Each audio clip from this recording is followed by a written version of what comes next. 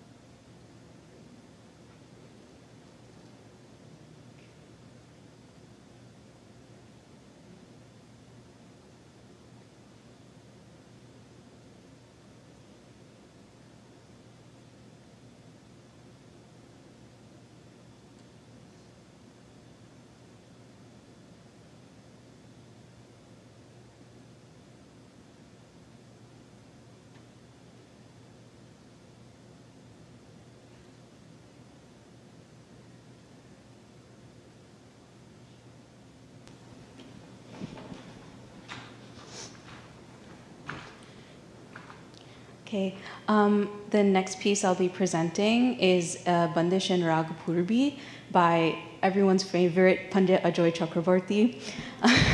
This Bandish is in praise of Shiva, but the way that my Guruji has choreographed it actually has three, I don't want to say characters, but let's say three beings in it. One is the dancer, one is Kali, and one is Shiva. And so through the dance, hopefully you see each aspect, but also they should merge together. Okay, thank you.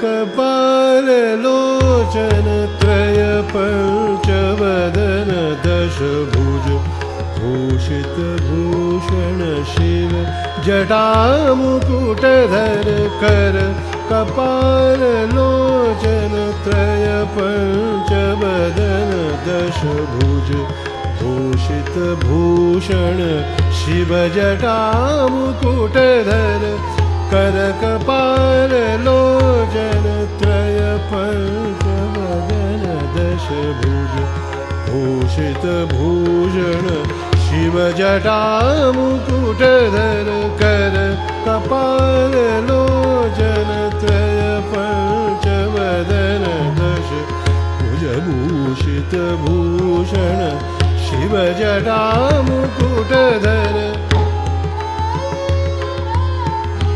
Neelkanth शोभित नीलकंठ शोभित रुंडमाल विदुबर नीलकंठ शोभित रुंडमाल विदुबर त्रिपुरासुर मर्दन त्रिपुरासुर मर्दन गौरी सुखवर कर कपाल लोचन त्रय पंचवदन दश भुज भूषित भूषण शिव जटा मुकुटधर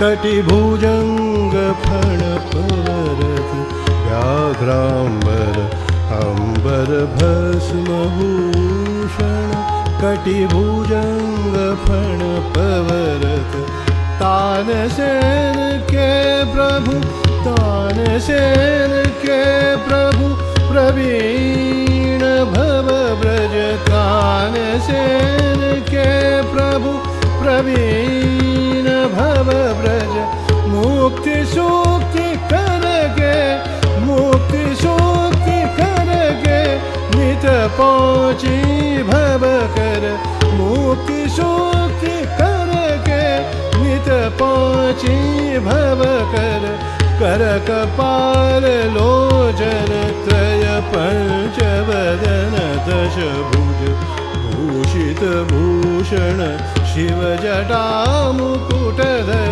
कपाल लोचन त्रय पंच वदन दश भुज भूषित भूषण शिव जटा मुकुटधर कपाल लोचन कपाल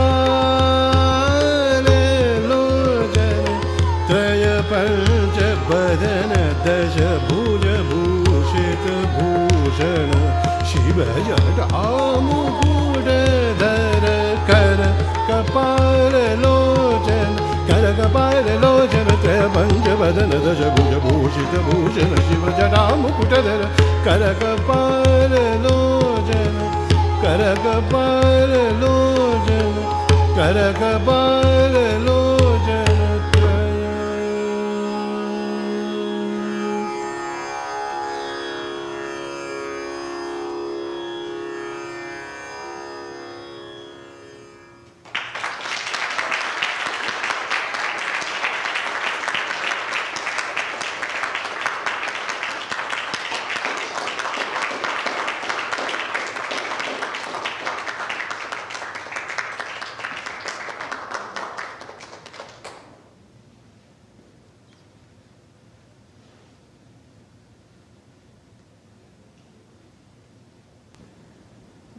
I think we had the appetizer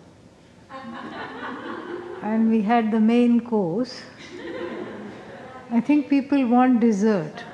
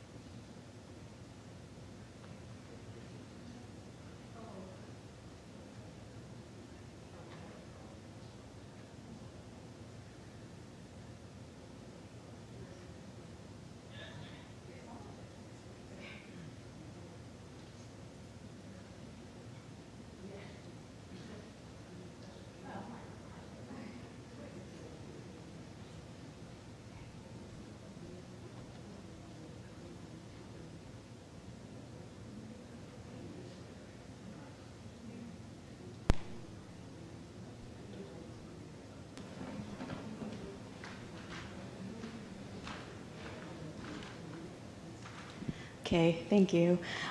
This next one, really, there's more justice done when I have my gurus, but you can just... I looked, I didn't see, so it's okay. You'll hopefully manage. Okay, so this piece is a tarana, which is a melodic piece that showcases parts of a raga, but it's set to different tukras, parans, which are like pieces in Kathak. If anyone's familiar with Bharatanatyam, what you call Arava is like what we call tukras and toras and parans, so. Okay, wish me luck.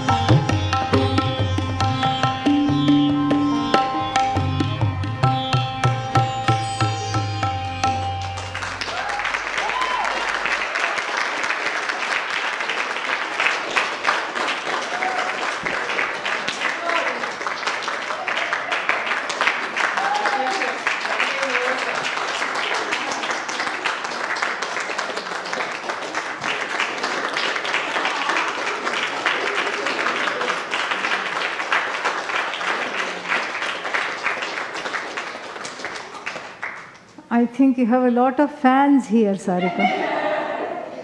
Thank you so much for doing such a wonderful performance in such a short time. I've known Sarika for a very long time, and it's just delightful to see you blossom and grow. And what she does is not easy. It may look easy and effortless, but this is years and years and years of training and practice. And you can see how comfortable she is with everything. You know, you just inhabit the dance with such grace, poise. Everything is just so wonderful. The footwork, the expressions, and the range of all of that. So thank you so much.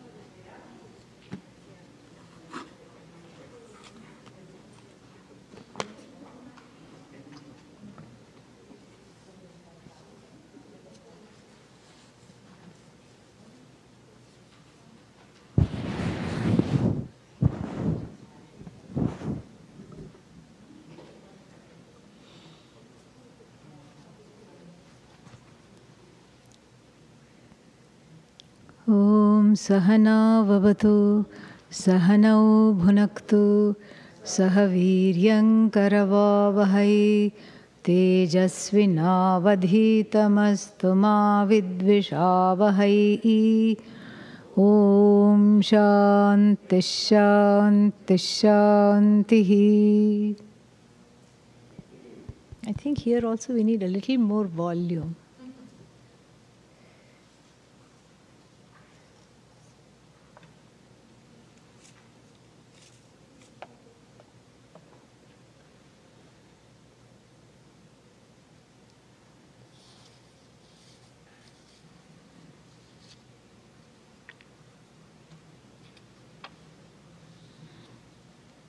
After moksha, I like this.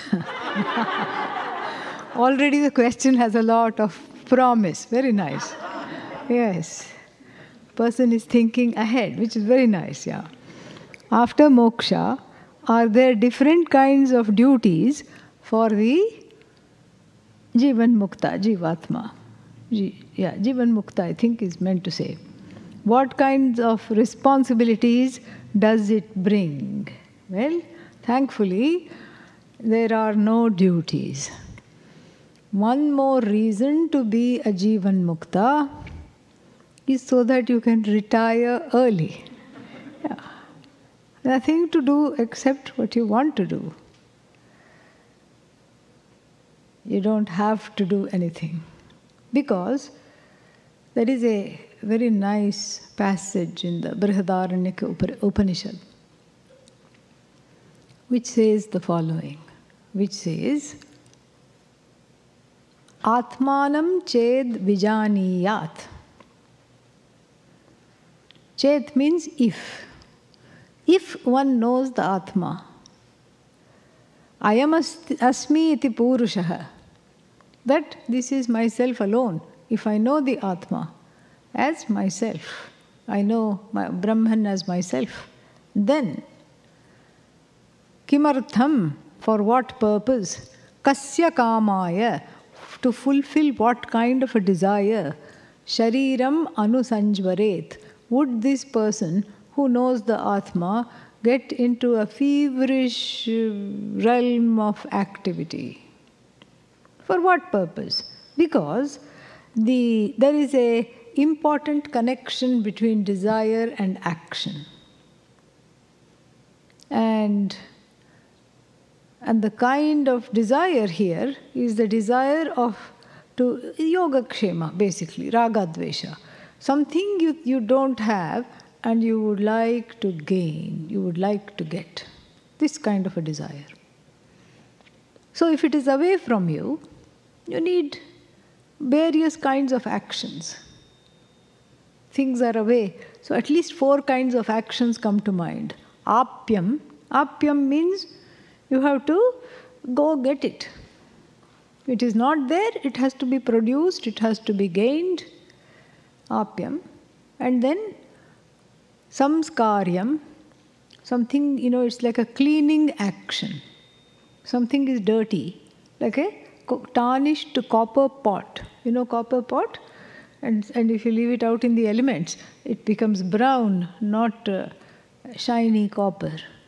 And then you have to take a little piece of tamarind or lemon juice and rub it, and the color comes out. This kind of a rubbing action is called samskarya. Then there is another kind of action called vikarya. Means 2 things are there, and you modify that to make a 3rd thing. You have milk and a little bit of a starter, some bacteria, and then you mix it together and put it in a warm place, and then what do you get? Yogurt. And so this is vikarya. This is one example of vikarya. Then there is one more called gamyam, which is away from you. You have to go reach it. Like, that chair is away from me, and if I want that chair, I have to go there and get it. These are the 4 kinds of action. And then behind those actions, there will always be desires. Desire, desire, desire. Everywhere there is desire. Desire to alter something, desire to gain something that one doesn't have, desire to get something. Oh, what I got is not good, so I need to modify it. So behind all these actions are various kinds of desires. And it has been seen that when there is no desire, there is no impetus for action. And when I say this, people take it with a little heavy heart, meaning I should just be sitting idle and not doing anything. I'll be bored being a Jivan Mukta. And that will be one set of questions. And another set of questions center around what will happen to societal progress. I think that a version of that was already asked earlier in one of the satsangs.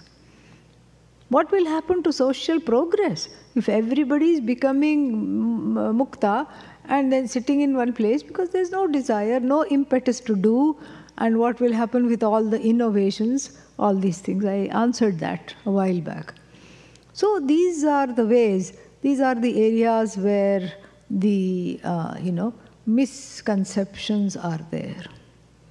So this question is very clear. What kinds of duties and responsibilities are there to do? Duties means what are the things one has to do? What are the obligations? Responsibility means obligations. So here we can clearly say there are no duties, there are no responsibilities. In fact, sannyasa means giving up of duties and responsibilities. But that doesn't mean that you can't do things for helping others. This is what makes a jnani unique. They don't have to do anything, yet out of compassion they often help others. Adi Shankara did not have to do anything, but he taught, he wrote, he traveled the length and breadth of India on foot. Educated people about what is Ishvara, why temples, how to pray, why to pray, all these things. Established so many temples and lived out his calling in the most exalted way ever. And in the Bhagavad Gita also, Lord Krishna says very clearly in the 3rd chapter, Name parthasti kartavyam trishu lokeshu kinchana. In all the 3 worlds, O Arjuna, I don't have anything to do. I am a free person. I don't have self-ignorance. There is nothing for me to do. And then he says, still you will find that I am engaged in activity. Somebody calls me, Krishna, come, and I go. I need not go, but I go, help them. And then I take care of this universe.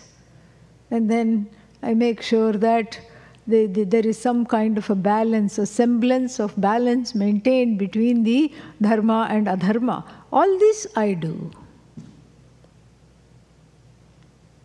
And he says clearly, I don't have anything to gain that is ungained. I don't have anything to retain that is already gained. But he says, if I were just to sit and not do anything, I would set a bad example. Yadi aham navarteyam jatu karmani tandritah mama vartmanu vartante manushya partha sarvashah utsideyurime lokaha na kuryam karma chedaham sankarasya kartasyam upahanyam imaf prajaha. He says, if I don't engage in activity, then the people who look up to me will get upset, frustrated, dejected, and finally apathetic. They will follow my lead. Mama vartma anuvartante. They will follow my lead. Why? Because earlier he had said, Yadyad acharati shrestha tattadeva itaro janah. Just as the exalted person behaves in society, so too in the same manner all the people follow. And Lord Krishna is one of the most exalted. And so if he were to sit quietly, then everybody would follow his lead. Not only would everybody follow his lead, they will all become lazy and they would all take early retirement and they would all try to free themselves of responsibilities and duties without being Jivan Muktas. This is the idea. Utsideyu means they would get fed up. They would just get apathetic, bored. Ime lokaha, all the people. If I don't do the work, they would just get bored and upset. And I would be the cause of Sankara, not to be confused with Shankara. Shankara, Bhagavan, name of Bhagavan. Sankara, mix up. Because already people's thinking is already little bit, they are not very confident of themselves. And if the leader is behaving in this way, they are also confused and there is a mix-up. Because in their heart they want to do something, but then the leader is just sitting, eating peeled grapes. And so they think they should also follow that. So, Sankarasya kartasyam upahanyam imaf prajaha. It's almost like I'm killing my own creation of all the people. My own people I'm destroying. And why would I do that? Same thing with the Jnani. The Jnani can sit still and many Jnanis often just do nothing. But some Jnanis you find very actively in society and doing a lot of things. Today I was at a conference, an interesting conference on the swastika. And there were so many people from, there were Buddhist monks there and of course Hindu swamis were there. It was just fascinating to talk to them afterwards and see all the things that they are doing to help people. It's just amazing. And so, what is the difference, one may ask, between a Jnani who just lives in a hut incognito in the Himalayas and just subsists on temple food or roots or fruits, and a Jnani who is active in society? What decides? What decides is their own prarabdha. Their own prarabdha. Some jnanis are supposed to be going here, going there and doing this, their own karma. And some jnanis, they know that they're not supposed to do anything, so they just sit quietly. This is what it is. So there is nothing to do, but frequently things are done for the joy of doing, for the joy of being, for the joy of helping humanity, whether that doing is in the form of writing or teaching or starting some kind of a non-profit or taking care of an ashram or whatever it is. It can take many forms. Gardening, whatever it is, it's done for helping others. Very nice question. Yes? Namaskar.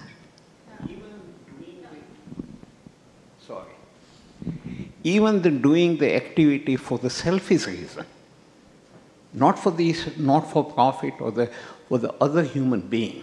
Because if you see practically in this capitalist society, the whole world has become capitalist. 99.999% people perform for the selfish reason, but eventually it benefits the humankind. Say hypothetically, the booster dose or all the doses for the pandemic, Pfizer, Moderna, and all the scientists did work for the selfish reason. But if they don't work, even if it's selfish reason, if they don't work, then there won't be any invention. Even the electricity, maybe Edison worked for the profit. So sometimes I feel that even for the profit purpose or the selfish reason, activities should be done. Yeah, but we are not talking of that nobody should do activities. We are not saying that at all. Maybe I misunderstood. Yeah. But as I think in the afternoon session that certain karmas we should renounce the karmas. Yeah. Only wanting to see. I understand now what you're trying to say. Yes, I get the understanding.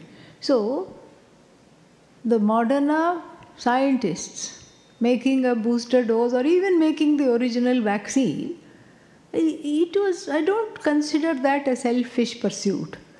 I think it was for the people. Yes, they would also like to make money, but that was not primary. The researchers' primary motive was to find a solution for this. And then there may be so many other activities which could be money making or desirous of having money, etc. And it could also help the people. We are not saying everybody should drop that. We are saying if you are interested in this knowledge, then you should drop that. I'm talking to a select group of people who want to study this and find that joy of oneness and removal of sorrow. And I'm talking of not giving up duties. Those are not given up. Not giving up responsibilities. So if you're a scientist going to work, we are not telling you to stay at home. And we are not talking about giving up things that have to be done every day. We are not talking about giving up dharma, righteous ways of being. We are not talking about doing things that one is not supposed to do. And we are also not talking about giving up atonement, kinds of karma. The only kind of karma one should consider giving up if one is to advance on the spiritual path of oneness, evolution, etc., emotional maturity, then the only kind of karma one should consider minimizing first and then eventually growing to give up is karmas which have the backing of binding desires. I wouldn't call them selfish. I would call them things to which one is addicted. One has to have something and one is bound by the desires. Okay? So only that we say to give up. And it's only for a select group of people. And then, so don't worry about that. All the, what should I say, the things will continue. All the innovations and helping of people will continue. Don't worry about that. I'm talking to a select group of people. And only those who want what the text promises. The text promises a life of no sorrow. So if you're serious about that, this is the way to progress. This is all in the Shastra. This is what is called Karma Yoga. Karma Yoga does not talk about selfish. Karma Yoga talks about dedicating everything to Bhagavan. I even spoke about that. Doer is Bhagavan, dedicating everything to Bhagavan, then there is no question of it being selfish, right? Yeah. And then taking whatever comes with an attitude of prasada. That is what I'm talking about. Okay? Yeah. I feel guilty. You had a question? Yes. Okay, after this, yeah. I feel guilty about several significant papa karmas I have committed. Should I perform rituals, specific remedies, or focus on non-doership? It's not either or. So first, perform specific prayashchitta karma, then focus on studying and letting go of doership. Okay?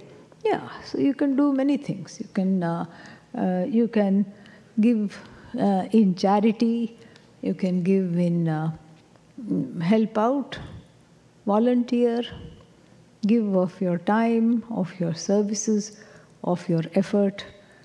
And you can also do some personal sadhana, cleansing, fasting, japa, etc. You can do that. Some people do that on a constant basis because we are always violating norms. Yeah. Go ahead. So going back to the previous question, when Jivan Mukta performs any karma after he becomes Jivan Mukta, out of any desires, and you described 4 types of karmas there, would that not do any attachment to the karma and create a karma phala? No, because the karta has been falsified. If the karta has been falsified, the karma, all the karmas in that person's account are also falsified. First of all, they have done everything in such a way, they have developed and cultivated dharma so much that it is impossible for them to go wrong. It is impossible for them to violate dharma. They will not do that consciously anyway. They will not consciously enter into any actions, engage in any actions that calls for some kind of a violation of ethics.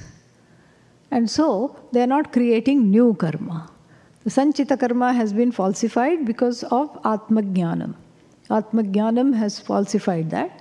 Prarabdha, from the standpoint of the onlooker, continues because they are still in a body and they are walking and talking and everything. So whatever they do it from a sense of freedom. But then we also say that, okay, supposing, let's say they are walking at night and they don't know, and without knowing they stepped on a small insect, unwittingly, and then it went away. It died. Isn't that a papa karma? Yes, it is. Then if it doesn't accrue to the jnani, who does it go to? Very good question. It goes to the people who criticize the jnani.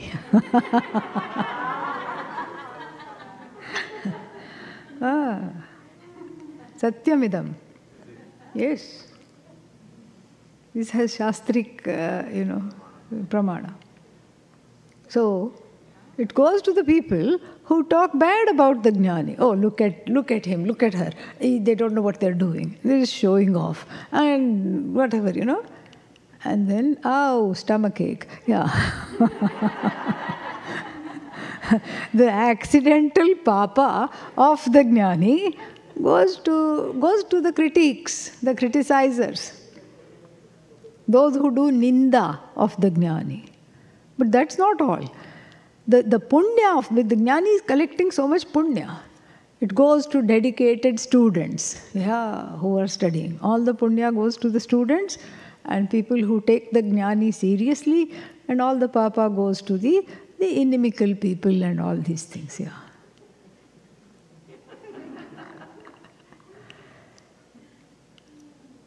That is the way.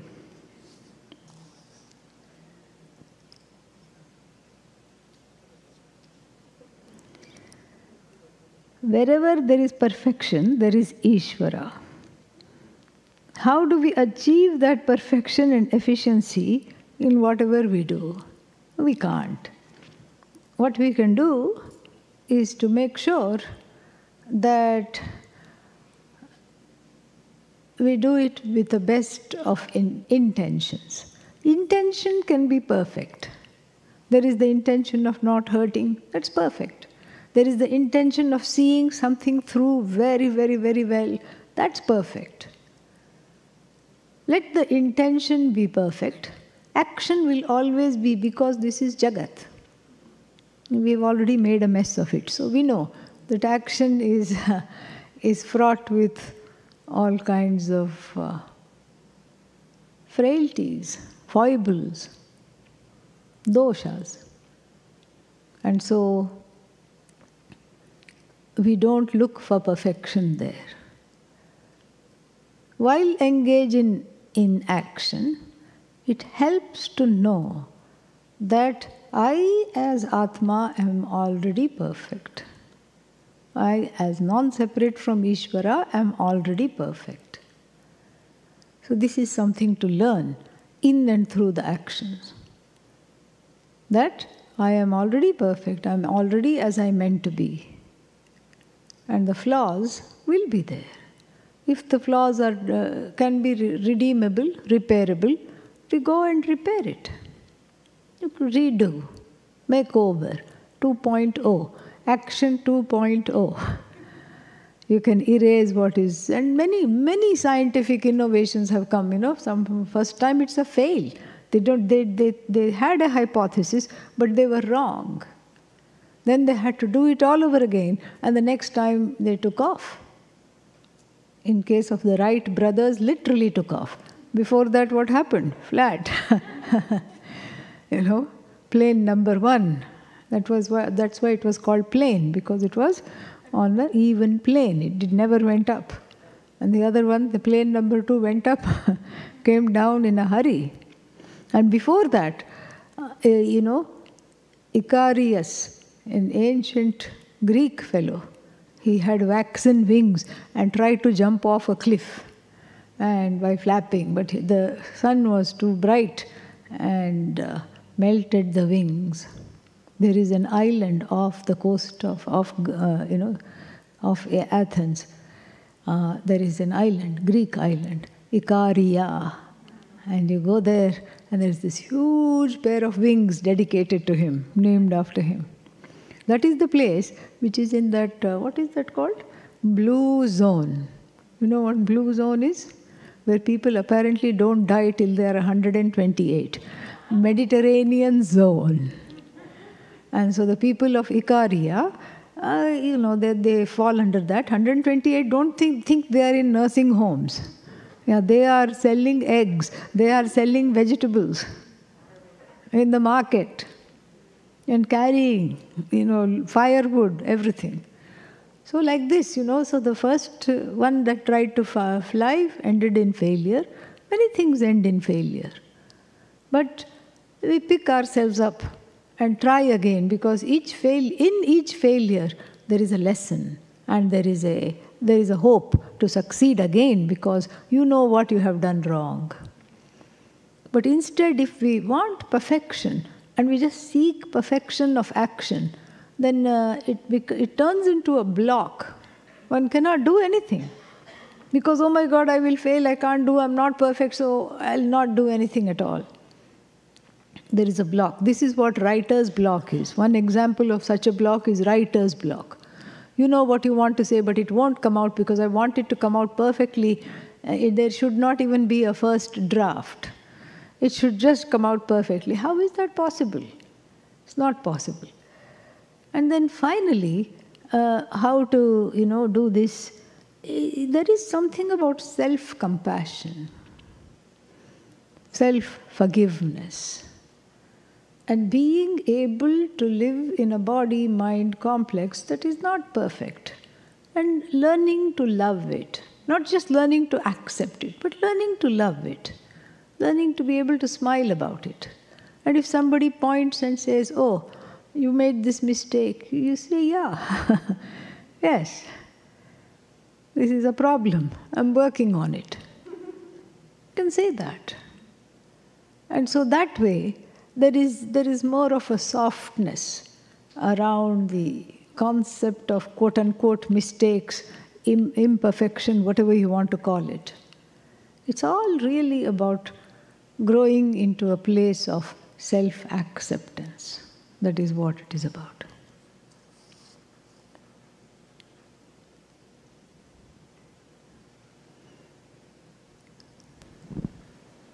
That was convenient. Thank you. Can you talk about valid pramanas, and in particular, if Atma is self-evident, can one achieve moksha without sastra? Yeah, I'll talk about that. All pramanas are valid, provided you're using the right one for the right thing. Like, I have eyes, right? And the eyes are useful for what? Seeing form and color. Discerning form and color, I can't do without the eyes. I need the eyes. So for that, it's the right pramana. It's a valid pramana. But if I'm going to say that today, my ears are not functioning well, but today I'm going to listen to music with my eyes, that is a dushta pramana, invalid pramana. So the pramana means it should be correct for the purposes for which it is used. Pramana means means of knowledge. It should be correct for the purposes for which it is used. Otherwise, what is the use? Atma is self-evident, yes, but like the snake, like the rope in twilight, it is not fully visible, and therefore it can be mistaken for a snake. Just like the rope can be mistaken for the snake, the Atma is mistaken for a samsari. Very, very sorry. And the Atma is mistaken for the body. The Atma is mistaken for the mind. The Atma is mistaken for karta, the doer. I am as good as what I do. Atma is mistaken for the one who is supposedly enjoyer, but bhokta doesn't mean enjoyer, experiencer. But these are all mistakes made on the Atma. So you're right. You don't need a pramana in order to know you exist. It is svatasiddha, self-evident. You don't need the Shastra to come and tell you Atma exists. That is not Vedanta 101. Shastra would be saying that, the teaching saying that would be redundant because you already know that. Tell me something I don't know. But what is not known is what the nature of this Atma is. And unlike animals, we have a two-layered ignorance. Ignorance. The first is, of course, I don't know who I am. Same thing with dog, cat, monkey, donkey, lion, tiger. None of them, know who they are. The dog doesn't say there is a spelling mistake, it should be G-O-D. It doesn't say that. It doesn't say that. It doesn't know who it is. But the animals are spared of the second aspect of self-ignorance, taking themselves to be what they are not. This is called anyatha jnanam, part 2 of ajnanam. First one is ajnanam. Ajnanam, not knowing. Na jnanam, ajnanam. This is ayatha or anyatha jnanam, therefore not knowing, and therefore since there is free will and since there is ability to discern, there is buddhi given, and this buddhi is very well developed, and because of these reasons I am free enough to come to wrong conclusions about myself. This is called anyatha jnanam. And this anyatha jnanam is the problem. This is what is discussed in the Mandukya Upanishad very beautifully in the Karika. Gaudapadacharya, the grand guru of Adi Shankara, talks about this very, very at length. So this anyatha jnanam is the problem. That I don't know myself is not a big deal. So many beings don't know themselves. In fact, they are happy. Happier than we are, really. Happier than human beings. And in fact, the Shastra says animals are muktaha. They are already free. They are free of these complexes centered on the self. That is what they are free of. In other words, ignorance is bliss. Ignorance of ignorance is bliss, which is what the animals have. Human beings have ignorance, but they don't have ignorance of ignorance. Therefore, the ignorance is extremely painful and needs immediate correction. There is a pressure to correct that immediately. And then, human beings also, because they don't know themselves, and they have that free will, creativity, to make up stories based on what they see, what they experience. I am as good as the body. One mistake. I'm as good as what I eat. I'm as good as what I think. I'm as good as my relatives, my loved ones. I'm as good as my house. I'm as good as my child. Putre nashte aham nashtaha. If the child is, something happens to the child, something happens to me. These are the mistakes. And to correct that mistake, we need Shabda Pramana. A Pramana that you don't operate. That is in the form of words. Because if it is not in the form of words that are spoken, that is in the form of the spoken word, that is to be heard. If it is not in the form of a spoken word, then the chances are you read it. Chandogya Upanishad, 6th chapter, Tattvamasi.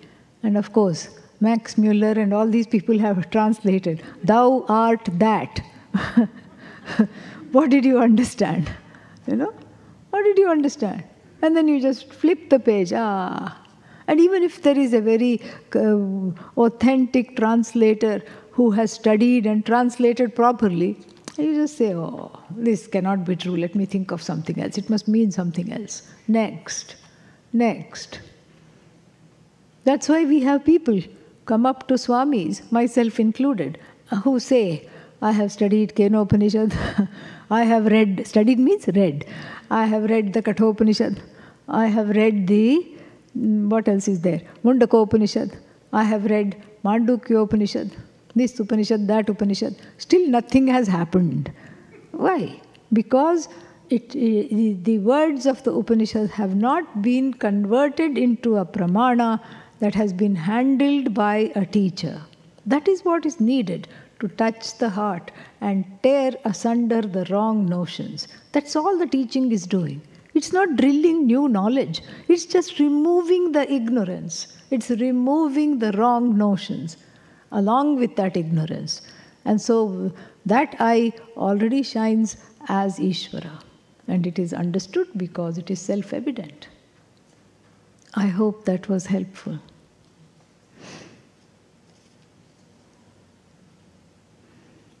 Three more questions are there. Shall we carry them over for tomorrow? Yes? Okay.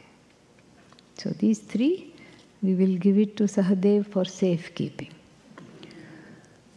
Om Purnamadav Purnamidam Purnat Purnamudachyate Purnasya Purnamadaya Purnamevavashishyate Om Shanti Shanti Shanti Harihi Om Shri Gurubhyo Namaha Harihi Om.